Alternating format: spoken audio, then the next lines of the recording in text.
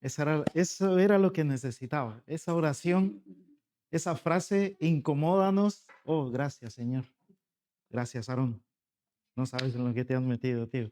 Pero es que cuando va a predicar a mi iglesia, cuando lo invito, siempre suelta unas bombas por ahí y me deja ahí a todos los chicos revolucionados, con ideas nuevas, con qué sé yo. Entonces, ahora me toca a mí. Yo dije, cuando vaya yo a esa iglesia, va a ver la que voy a liar. Pero bueno, gracias, Aarón, de verdad. Y gracias también a cada uno de vosotros en esta mañana. Feliz Día de las Madres. Otra vez a las que conozco. Salud, que nos acompaña. Ha venido con su marido para apoyarnos. Está mi esposa. Está Orieta, que no la había reconocido hasta que ya me senté y ya después no me iba a levantar. Y bueno, y Simone también. Y a las otras madres que están aquí que no conozco. Bueno, si estuviéramos en mi país, en Costa Rica, haría un chiste también con el fútbol y el Día de las Madres, pero pues ya está. Aquí no hay sapricistas ni liguistas, hay gente del Barça y del Madrid, pero bueno, a los del Barça, feliz Día de las Madres también. Oye, esta semana hemos comenzado de una forma, el día lunes, sin luz, sin energía eléctrica. La verdad que fue, por un momento, muchos entramos en shock. Yo tenía clases el lunes, tenía que verme varios vídeos y tenía que responder varias cosas y me quedé a las 12:39 cuando se fue la luz donde yo vivo, porque ya me di cuenta que fue a diferentes horas en diferentes sitios. Pues estaba ahí sentado, se me va la luz y dije, oh, qué bien, ya no voy a tener clases, no tengo que hacer tareas, no tengo que hacer nada. Dije, necesito que esto llegue hasta las 3 de la tarde, que es la hora en la que comienzan mis clases, y así le digo al profe que, bueno, que no había luz y ya está. Pero cuando empezaron a pasar las horas y las horas y las horas, ya, hombre, ya me empecé a preocupar. Ya cuando empezaron a hablar de la invasión de los ovnis, de Putin, de Trump, del Papa y Francisco desenchufando, o sea, todo fue como medio caótico, pero al final de cuentas, bueno, ya la luz llegó cuando yo estaba durmiendo, pero qué increíble cómo cómo usamos estos aparatos en el día a día, cómo se nos complica la vida cuando no podemos usar el móvil, no nos podemos comunicar, cuando no podemos usar nuestros dispositivos y todo eso. Y dije, qué complicada la vida con todo esto. Hay una app para cada cosa, lo que te imagines. El otro día contaba en un lugar que cuando ya uno cumple cierta edad se empieza a preocupar por el cuerpo y por la salud y tal. Y pues hace un tiempo me agarró, tengo que tomar agua, tengo que empezar a tomar agua, 3 litros al día. Y digo, pero qué, ¿cómo hago para tomar tanta agua si nunca en mi vida he tomado tanta agua? Y dije, pues debe haber una app para eso. Y efectivamente hay una app, más encima de pago, y la pagué. Y la usé los primeros días. Llama, agua la llama, aqua llama, algo así se llama. Tiene una llamita el animalito este de Sudamérica. Y de verdad me recordaba, no has tomado agua, tienes que tomar, y la alarma, y la alarma. A los 3 días dije, no, no, pum, y la pagué y ya está. Y ahí está, perdí los 3 euros, pero ¿cómo necesitamos las apps para cada una de las cosas? Y el otro día justamente asociaba esto y pensaba, cuando Jesús muere, resucita, está durante 40 días, está hablando con sus discípulos y tal, y llega un momento en Hechos 1, 6, donde los discípulos le preguntan, ya casi entramos en el tema, pero dice, entonces los que se habían reunido le preguntaron diciendo, ¿restaurarás el reino de Israel en este tiempo? Y él les dijo, no os toca a vosotros saber los tiempos o las sazones que el Padre puso en su sola potestad. Y aquí uno de mis versículos favoritos, pero recibiréis poder cuando haya venido sobre vosotros el Espíritu Santo y me seréis testigos en Jerusalén, en toda Judea, en Samaria y hasta lo último de la tierra. Y pensaba y decía, tío, me llegó así la luz hace unos días de, entonces es como Jesús, es como el sistema operativo de todos nuestros aparatos, pero o sea, del aparato de nuestra vida, nuestro aparato digestivo, todo. Jesús es el sistema operativo que cada uno de nosotros necesita. Y llega un momento donde ahora Jesús está por irse y es como si que fuera en nuestros días cuando tienes un equipo, tienes un dispositivo y no tienes una actualización. Y ahora empieza a fallar y no se conecta y no funciona y no hace una cosa y no hace otra y termina quedando obsoleto porque ya el sistema operativo ya no da más, ya quedó en el pasado. Y pensaba cómo en ese momento los discípulos han estado compartiendo con Jesús tanto tiempo, han vivido con él, han aprendido de él, pero ahora Jesús se va. Pero Jesús les dice, pero chicos, no se preocupen, necesitan descargar la actualización que ya viene. No se vayan de aquí, no se vayan de Jerusalén, porque ya viene la actualización. Y esa actualización fue el Espíritu Santo. Cuando llega el Espíritu Santo, ahora los discípulos quedan capacitados para hacer y deshacer en el nombre de Jesús.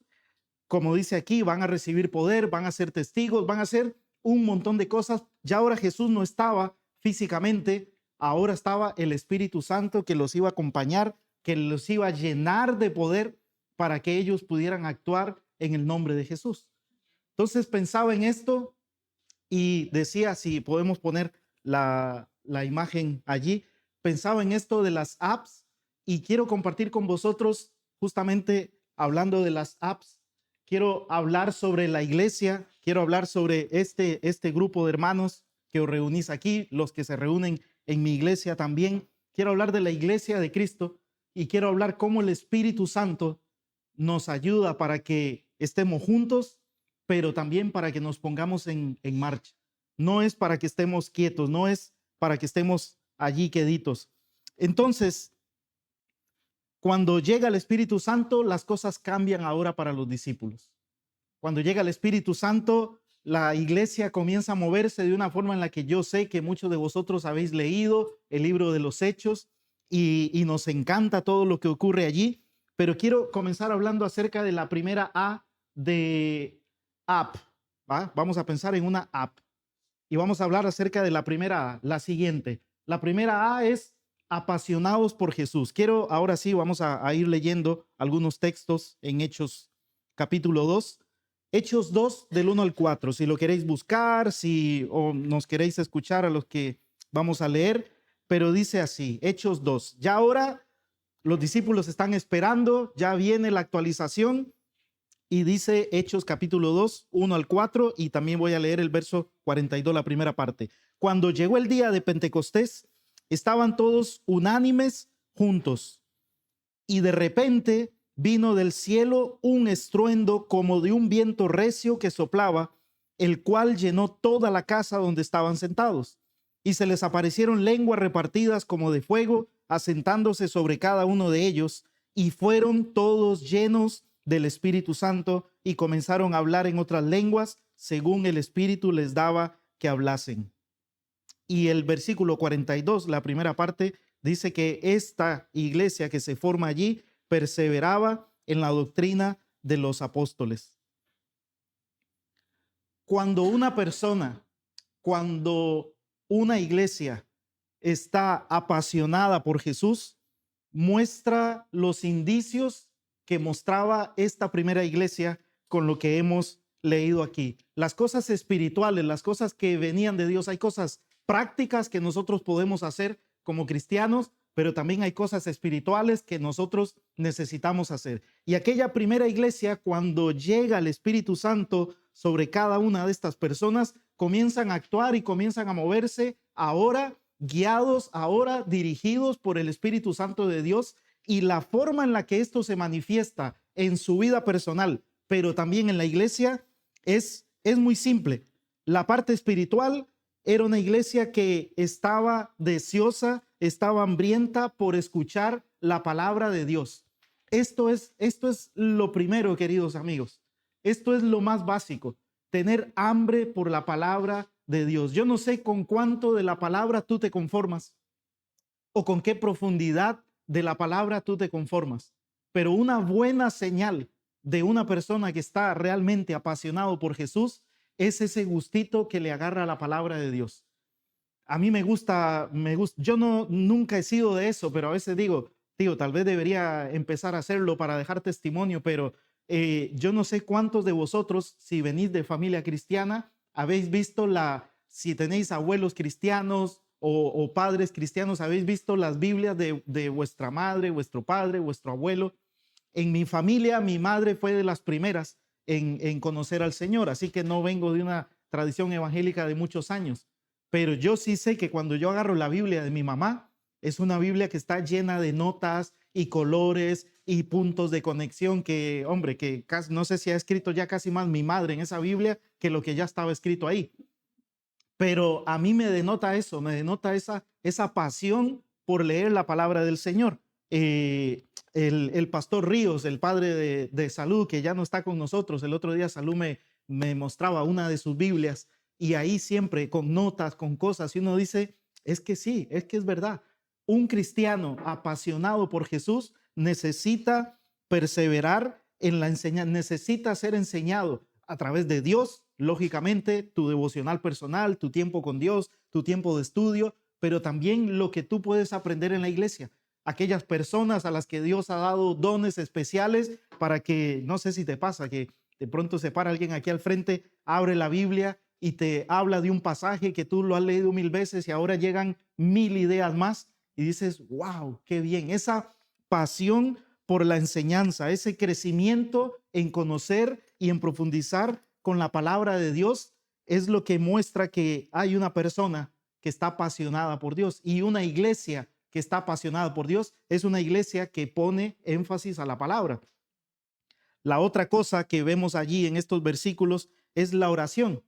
Hombre, no he venido aquí a decir nada nuevo, perdón por eso, pero la palabra y la oración. Como dice allí en Hechos que oraban constantemente, estaban siempre en oración, siempre en oración. La oración no es opcional, como dice, o hay una frase de Corrie ten Boom, y es una pregunta, si es la oración, ¿es tu volante o tu llanta de repuesto? ¿Qué es la oración para ti? Es la última opción, es ahí la tercera, la cuarta, después de que te han dicho que estás enfermo, entonces has ido por todos los médicos, has ido por todo lo, incluso has consultado con brujos, has hecho una cosa, has hecho otra, y de pronto te acuerdas, uy, no, voy a empezar a orar por esto, voy a empezar a pedir oración. O siempre pongo un ejemplo muy práctico, cuando a alguien le duele algo. El otro día, no sé, creo que fue no sé si, ay, no me acuerdo si fue una de mis hijas o alguien en casa que dijo, ay, me duele no sé qué. Y le dije, bueno, venga, vamos a orar. Y me dice, uy, que estás espiritual o algo así fue lo que me dijo.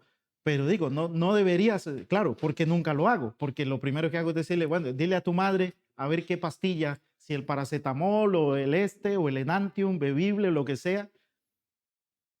Pero parece que sí, parece que para muchos cristianos hoy en día la oración es como la rueda de repuesto y no realmente el volante por el que vamos conduciendo nuestras vidas. Una iglesia apasionada por Jesús pone este énfasis también en la oración. Una persona apasionada por Jesús, porque al final la iglesia es la suma de cada una de las personas, cada iglesia en cada lugar es la suma de cada uno de sus miembros. Entonces, una iglesia que es fuerte en la oración no es la iglesia que más reuniones de oración convoca.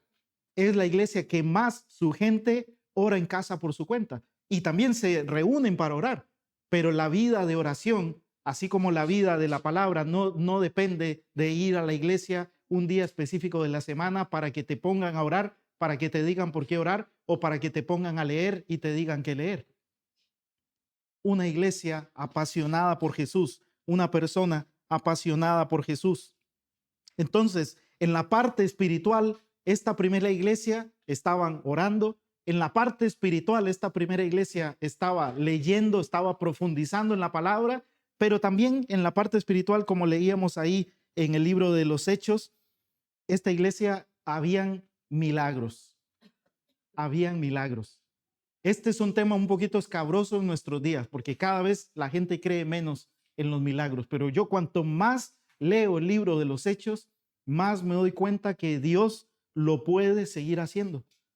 Que el Dios que nosotros tenemos no ha cambiado para nada. Y el poder del Espíritu Santo que Él nos ha prometido está allí. Pero muchas veces, queridos amigos, muchas veces somos más nosotros los que detenemos que Dios actúe que Dios haciendo o no haciendo milagros en nuestros días. Yo cuento a veces una historia y quiero contarla no para vanagloria para mí, sino más bien cuando la cuento es vergüenza. Pero hace algunos años o varios años ya estábamos haciendo un viaje misionero de Chile a Paraguay. Llegamos a Paraguay y la primera noche nos dicen, vamos a ir a cenar a la casa de don Juan, porque don Juan mañana comienzan las quimioterapias y él quería ver al grupo de hermanos que iban a venir. Vale, nos fuimos a la casa del hermano que mañana empieza quimioterapia. Llegamos ahí, estamos, comemos en su casa, todo lo demás. Él tenía que irse a la capital, a Asunción, al otro día. Entonces el hermano estuvo muy contento con nosotros. Cuando terminamos, pues yo como buen líder de este grupo que estaba llevando y como persona espiritual que soy, digo, pues, ¿qué tal si hacemos un círculo y oramos aquí y oramos por don Juan que mañana se va a Asunción a sus quimioterapias? Nos reunimos en un círculo, empezamos ahí a orar. Le dije, hermanos, si cada uno puede orar una oración cortita, así tipo popcorn, o ¿verdad? Y empezamos ahí a orar, tal. Y se me acerca una hermana que había ido conmigo. Es una hermana muy humilde de la montaña. Cuando digo la montaña, no, lo siguiente, casi pegando con Argentina, los que sabes de ahí, pues la cordillera, pues ahí en la punta de la cordillera, a la mitad, se cae ella. Cuando ella se cae, cae o a Argentina o a Chile. Y se me acerca la hermana mientras estamos orando y me dice, hermano, ellos son muy respetuosos, hermano, que el Señor me dice que ore por sanidad. Y yo estoy ahí, estamos ahí tomados de las manos y es como, cállese, cállese. Hermano, no, que el Señor me dice que ore por sanidad. Y yo estoy ahí orando, pero yo estoy orando la bendita oración que solemos hacer muchos cristianos hoy en día, que es, Señor, haz tu voluntad. Sí, sí, sí, que siempre se tiene que hacer la voluntad del Señor. Pero muchas veces decimos eso para no decir, Señor, haz un milagro en esta persona, Señor, cura este cáncer, Señor, sana esto, Señor, haz lo otro, porque simplemente no creemos que el Señor lo pueda hacer. Y preferimos confiar en que nuestro Dios ha dado sabiduría a los médicos para que enfrenten este tipo de situaciones. Y en el nombre del Señor, don Juan, usted se va a ir y Dios va a hacer algo. Pero la hermana insistía. Así que como a la cuarta vez, yo estaba ahí orando y simplemente, ahora, no fue por mí, hermanos, fue porque esta hermana insistió y dije, pero Señor, tú tienes todo el poder para hacerlo. Tú puedes sanar a don Juan y en este momento nosotros oramos por sanidad. Eso podía ser mi acabose, porque imagínate un misionero, un líder, un pastor que ora por sanidad por alguien y no se cura. Eso es como, ya está, tío, no vuelvas a orar por mí. Y yo no lo vuelvo a intentar porque la vez que lo intenté no funcionó. Bueno, oré. Yo no sé si con mi fe o con la fe de la hermana, pero la cosa es que nosotros nos fuimos. Pasa una semana y a la semana nosotros teníamos que ir ahora a Asunción. Llegamos a Asunción, llegamos a la casa de otro pastor que nos recibía y cuando estamos allí, una llamada de teléfono. Y en la llamada de teléfono, la mujer de la casa pega un grito y dice, aleluya, gloria a Dios, no sé qué, no sé cuánto. Y yo digo, ¿qué habrá pasado? Estamos comiendo y vuelve la hermana corriendo y dice que es que han llamado la familia de don Juan, que con el que ustedes estuvieron allá, no sé qué, que se fue a Asunción, que se iba a comenzar la quimioterapia, pero que él pidió que antes, por favor, le hicieran pruebas porque él estaba sano y que le han hecho pruebas y no le han encontrado nada. Y yo dije, uff, ¿dónde hay más? ¿Dónde hay más? No, no. Dios sigue haciendo milagros, pero la mayoría de las veces nosotros no creemos que Él lo pueda hacer. Creemos que ya en este tiempo no, pero en este tiempo sí. No falla Dios, fallamos nosotros, falla nuestra fe, nuestra conexión con Él. También a veces para discernir, Dios quiere sanar, Dios quiere hacer otra cosa, pero Dios lo puede hacer. Entonces aquella iglesia y la nuestra puede experimentar lo mismo, esa pasión por Jesús que se expresa a través de la oración, que se expresa a través del hambre por la palabra, pero que se expresa en la iglesia también a través de milagros que Dios puede hacer. La segunda, si pasamos, por favor, era una iglesia en la que eran próximos los unos con los otros. La parte final del versículo 42 dice así: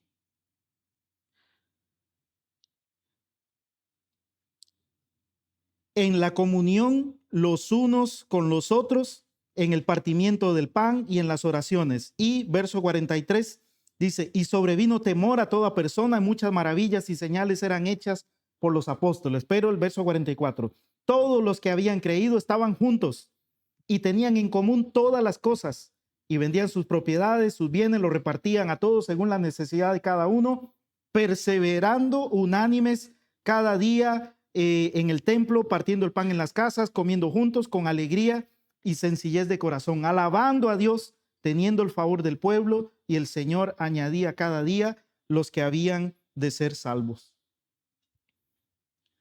En la parte espiritual, oraban, tenían hambre por la palabra y habían milagros en aquella iglesia. Pero en la parte práctica, ¿cómo demostraba esta iglesia que había algo diferente, que el Espíritu Santo estaba en ellos? Estaban haciendo lo que yo llamo la mejor estrategia de evangelismo que puede haber. Yo por años he enseñado sobre cómo evangelizar. A mí me encantan las técnicas de evangelismo. Técnica de evangelismo que sale, yo la agarro y veo a ver cómo la aplico. Me encanta. Que lo que D4, ahora estoy con D4, con los 4 simbolitos. Más que estoy haciendo un trabajo con ellos y me encanta y cómo se explica y tal. El otro día me regalaron esta, la de los colores, que yo sé que muchos de vosotros la conocéis y pues es otra forma. Pero que el libro sin palabras, pero que la cruz, pero que esto, que la Biblia, que aquí, o sea, cuánta técnica de evangelismo. Pero me comencé a dar cuenta hace mucho tiempo que cuando la gente me invita a hablar de evangelismo es porque quieren como tener la última moda o quieren tener la técnica que nunca falla para que cuando salen a predicar la gente siempre se convierta. Hasta que entendí que el Señor no nos llamó a nosotros a convertir gente. El éxito del evangelismo no radica en cuánta gente se convierte cuando tú vas y les hablas. El éxito del evangelismo radica para el cristiano cuando sale y se atreve a hacerlo. Porque el Señor nos pidió a nosotros que fuéramos y que predicáramos. No nos pidió que fuéramos a convertir gente. Entonces, si tú vas y predicas, ya estás siendo obediente. Si la persona dice sí, si la persona dice no, si la persona quiere venir a la iglesia o no quiere, eso es asunto de Dios con la persona.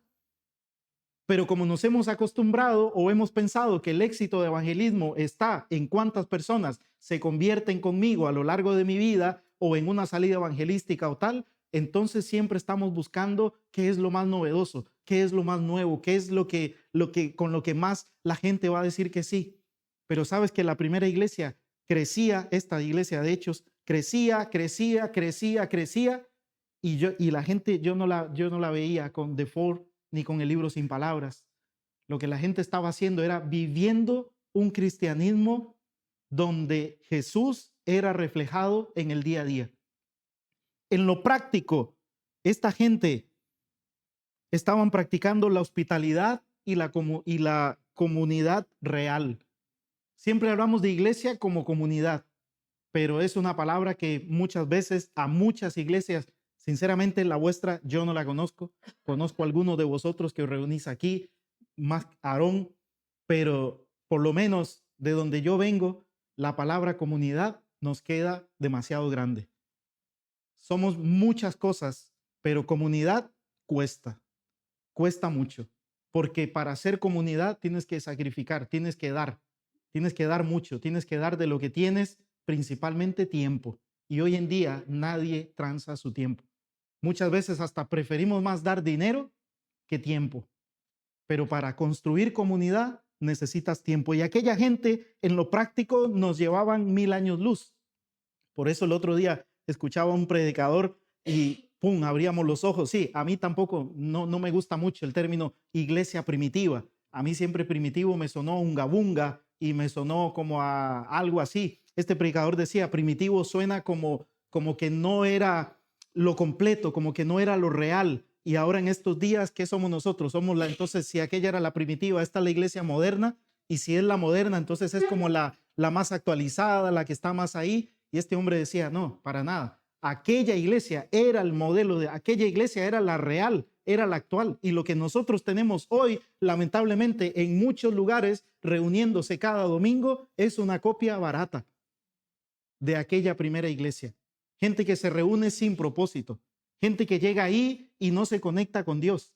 Ahora, depende de la persona, no, tampoco es que depende. Cuando hablo de la iglesia es difícil porque a veces estoy hablando de la iglesia de Cristo, la iglesia universal, pero la mayoría de las veces estoy hablando de iglesia, yo, Warren Núñez, el lugar donde me congrego, la cuota que pongo para crear comunidad, la cuota que pongo para estar yo apasionado por Jesús y hacer que otros se apasionen por Él, la cuota que pongo para ser próximos los unos con los otros.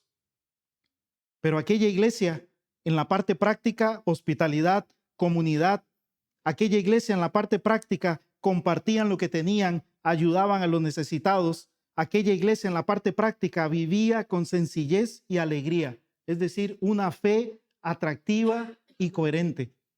Y termina diciendo, y el Señor añadía cada día los que habían de ser salvos. Uy, yo estoy perdido porque hasta ahora me doy cuenta que ese reloj no funciona.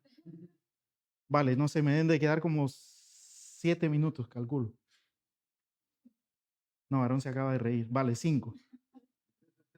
Entonces, aquella iglesia funcionaba así. Funcionaba apasionada por Jesús, funcionaba con la gente que era próximo los unos a los otros. Ahora, tenemos cómo lo hacía la iglesia. Ahora, cómo lo hacía cada persona. Y tenemos un ejemplo en Hechos capítulo 3, pues ahora por el tiempo no lo voy a leer, pero ahora en la parte práctica, cómo se comportaban la gente de ahí. Sí, ya vemos que compartían, que hacían esto, que se reunían, que oraban, que buscaban a Dios, todas esas cosas. Ahora, pensemos cuando lleguéis a vuestras casas y podáis leer Hechos capítulo 3, en la manera práctica, cómo se comportaban individualmente cuando no estaban orando juntos, leyendo la Biblia juntos, cómo se comportaban. Y esto lo puedes ver si pasas a la tercera.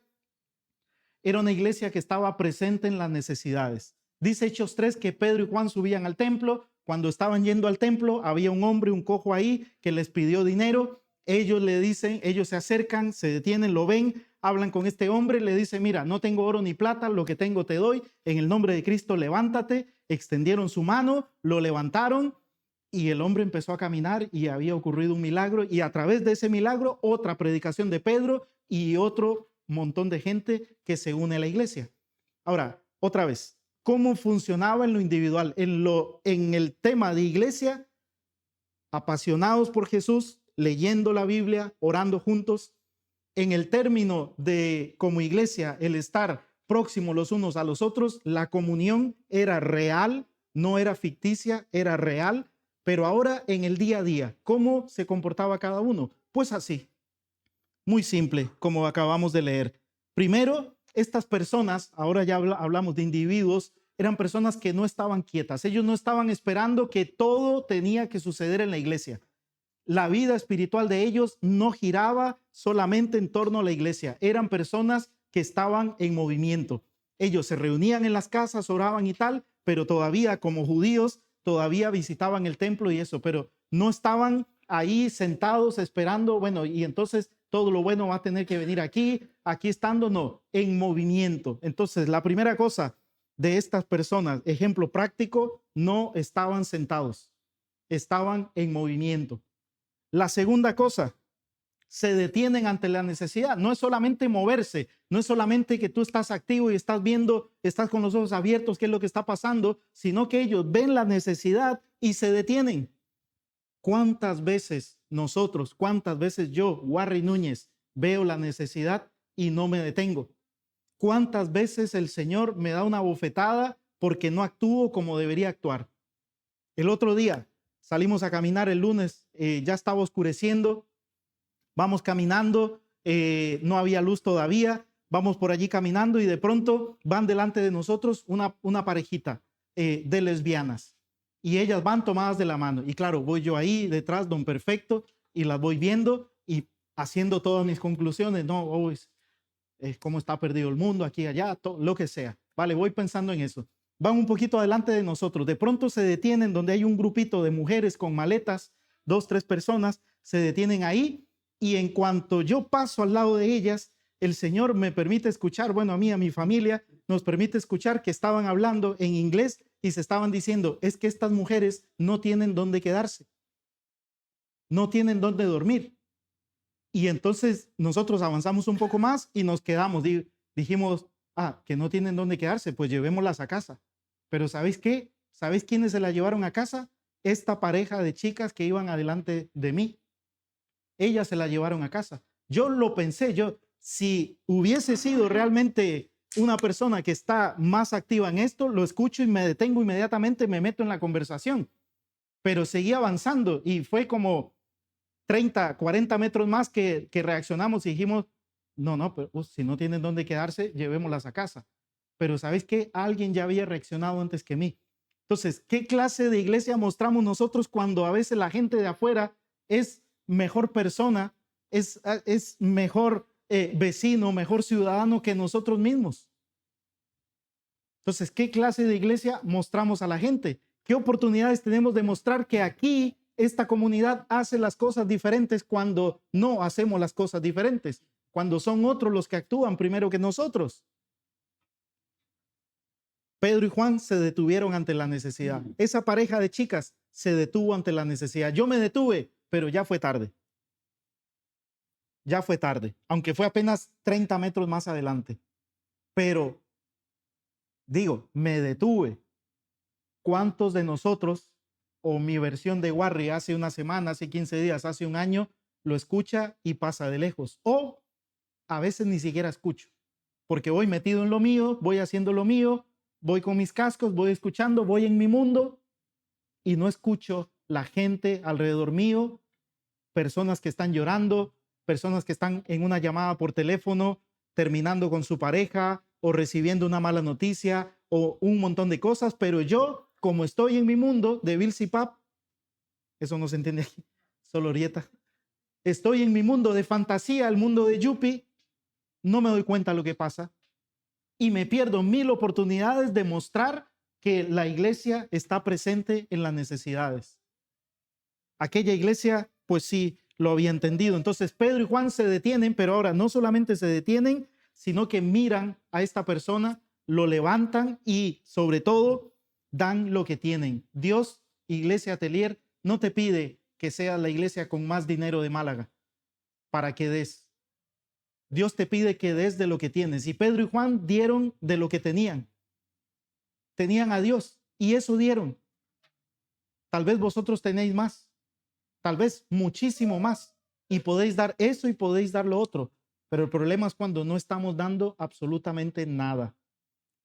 Cuando no somos generosos. Cuando nuestro dinero es solamente para nosotros. Cuando nuestro tiempo es solamente para nosotros. Ahí es el problema. Entonces, ellos dan de lo que tienen y Dios hace de su parte. Otra vez, como el chico que habló ahora antes de la ofrenda.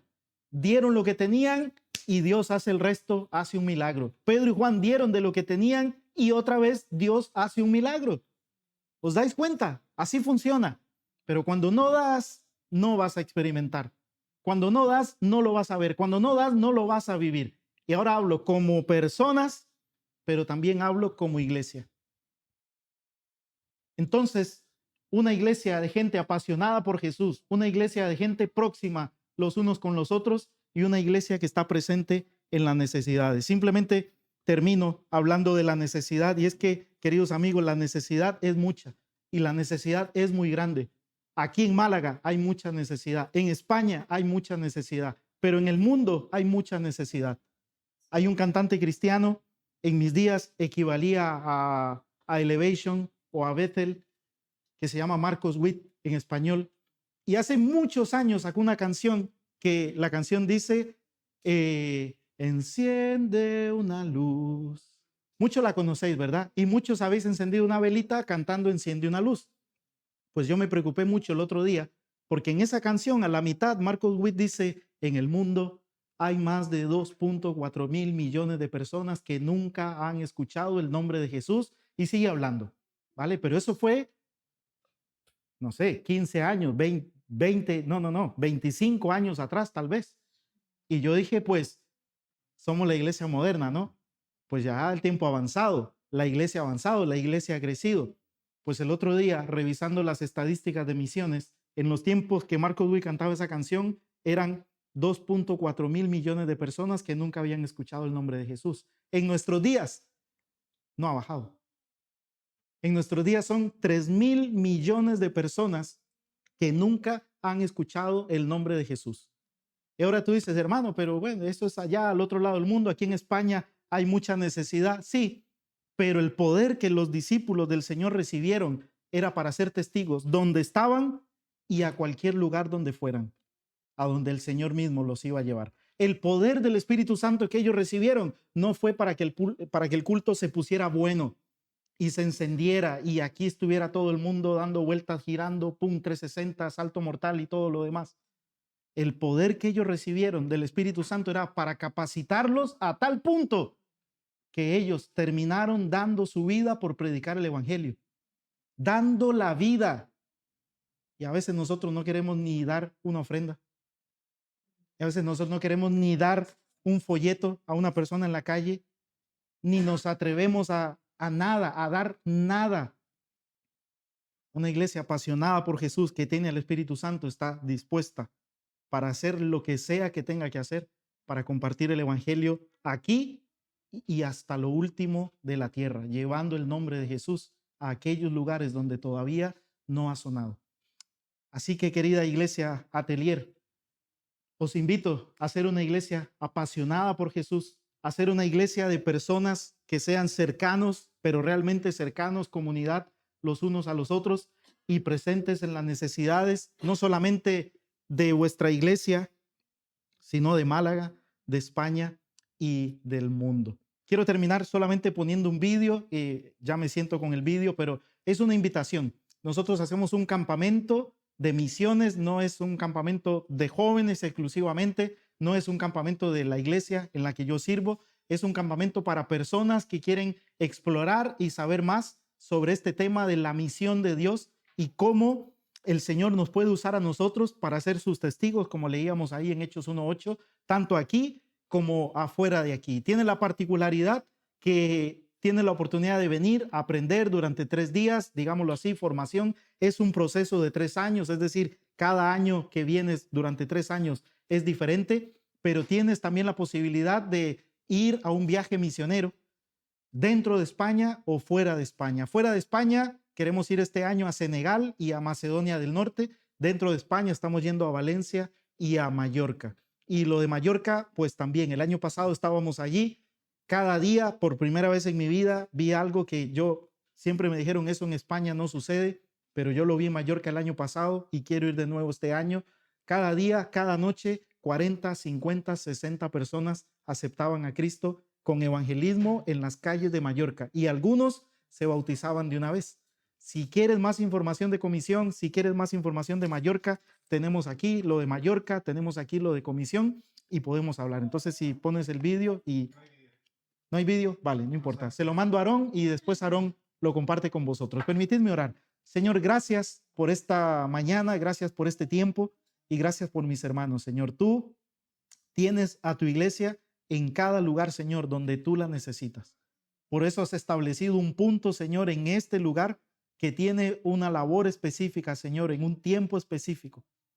Y te doy gracias, Señor, por cada persona que está viniendo a este lugar. Pero, Señor, te pido que puedan entender que esto es el inicio, que esto es, Señor, el primer paso, que, Señor, reunirse aquí es solamente, Señor, este lugar donde hay comunión, este lugar, Señor, donde tu Espíritu Santo nos puede hablar, donde nos podemos apasionar por ti, donde podemos compartir las cargas.